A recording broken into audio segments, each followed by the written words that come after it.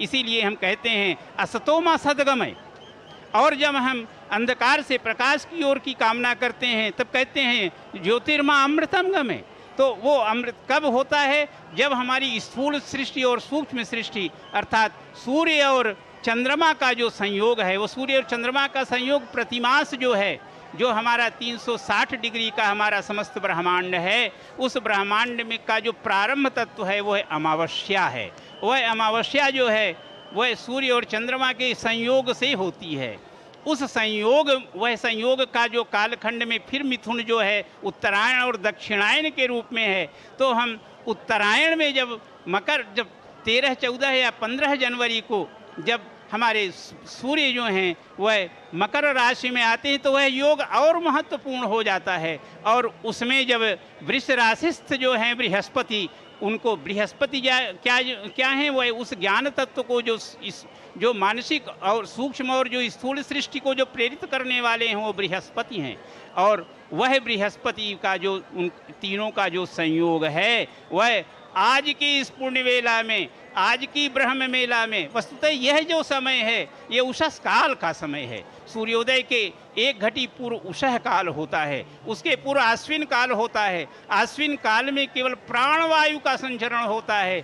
उस प्राणवायु का संचरण वह व्यक्ति जो है उसके सानिध्य को जैसे प्राप्त करता है, भगवती गंगा के साथ जो है वह परम आनंद की अनुभूति जन्म जन्मांतर तक उसको प्राप्त कराने के लिए प्रेरित करती है। वस्तुतः वो अपने ज्ञान से ही प्राप्त करेगा, लेकिन इसमें जो सानिध्य है वह भगवती गंगा का है। इस रूप में जो आप समरसता को देखें तो ये लोक का नहीं है केवल कि ये जनमानस का है, ये जनमानस का भी है और ब्रह्मांडीय तत्वों का है। इसीलिए सत्यप्रिया जी ने प्रारंभ में कहा कि आज जो है वो कोटि 60,000 और से अधिक देवताओं का जो, यद्यपि 60,000 वो सांकेतिक है, हम लोग जो हमारा वर्ष है और जो देवताओं का वर्ष है उसमें उसकी गणना में एक अलग अलग भेद है कालक्रम के भेद से। तो वस्तुतः ये जो जन समूह है ये सब देवतत्व से अनुप्राणित हैं,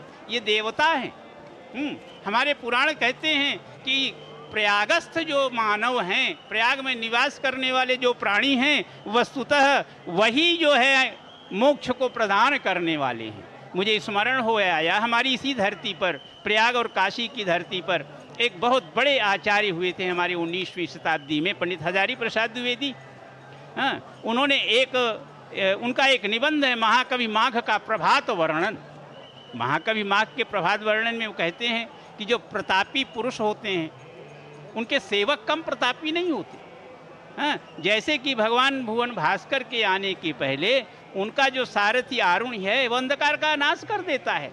तो इसमें जो प्रयाग की धरती पर आए और यहाँ के जनमानस का जिसने दर्शन कर लिया वो मोक्ष पथगामिनी बन गया, मोक्ष पथ का अनुसरण करने वाला हो गया। और उसके सानिध्य से संगम का यह विशाल बालुकामय क्षेत्र और फिर भगवती गंगा का सानिध्य और स्नान, वस्तुतः आज का यह जो मनोरम दृश्य है, जो आनंद है, जो समूह है और जो एक तरह से जो श्रद्धावनत जन जन है, यह भारत की धरती के लिए, भारत के भविष्य के लिए एक नए युग का प्रारंभ का सूत्रपात है, जिसका संयोग इस मकर राशिस्थ सूर्य और वृष राशिस्थ बृहस्पति के 144 वर्ष के बाद यह संयोग बनता है। क्योंकि बृहस्पति जो हैं वो ब्रह्मांड का पूरा एक कक्षा का चक्कर 12 वर्ष में होता है, तो 12 जो एक उनका चक्र है वह 144 वर्ष में पूर्ण होता है।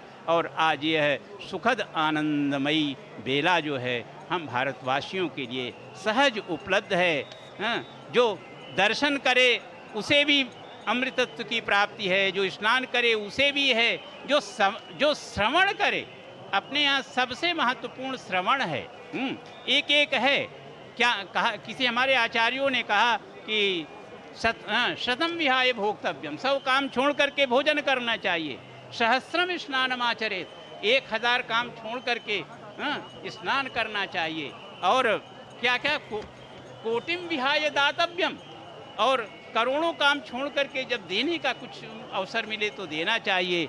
और उसके बाद नहीं, लक्ष्यम विहाय दातव्यम, 1 लाख काम छोड़कर देना चाहिए। कोटिम विहाय प्रभुम भजे, और कोटि करोड़ों करोड़ों काम छोड़कर भगवान का स्मरण करना चाहिए। तो ये आज के दिन भगवती गंगा का स्मरण, भगवान नाग वासुकी का स्मरण, भगवान प्रयागराज तीर्थराज का स्मरण, ये संपूर्ण जन जन के लिए मोक्षदायिनी है।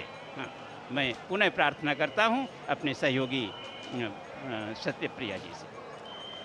Well, this is no ordinary gathering. And at the confluence of the mystical river Saraswati, Ganga and Yamuna, we see the Naga sadhus marching towards the Triveni Sangam for the holy dip.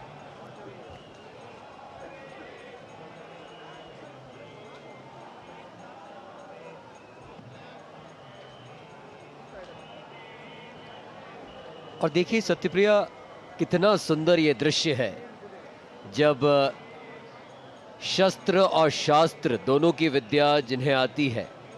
हम इन्हें नागा बाबा क्यों कहते हैं? बाबा दरअसल जिसे हम पिता तुल्य मानते हैं, जिसे हम हमारा संरक्षक मानते हैं, उन्हें जब बाबा कहकर पुकारा जाता है, ये है वो नागा बाबा जिन्होंने धर्म की रक्षा का प्रण लिया है, जिन्होंने धर्म की रक्षा का संकल्प लिया है।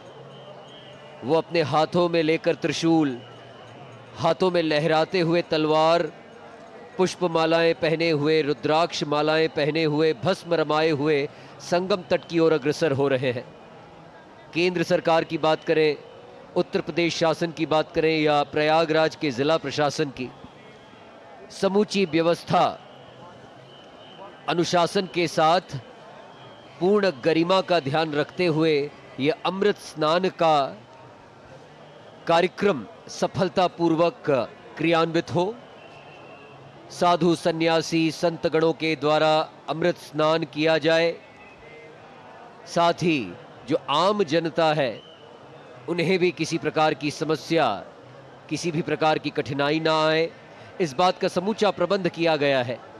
साधुओं के लिए, सन्यासियों के लिए, विशेष रूप से नागा साधुओं को संगम तट पर पहुंचने के लिए एक विशेष मार्ग बनाया गया है, एक विशेष कॉरिडोर का निर्माण किया गया है संगम तट पर, जिस कॉरिडोर से, जिस मार्ग से गुजरते हुए समस्त साधुओं का, नागा सन्यासियों का आगमन संगम तट की ओर हो रहा है। पूर्व निर्धारित समय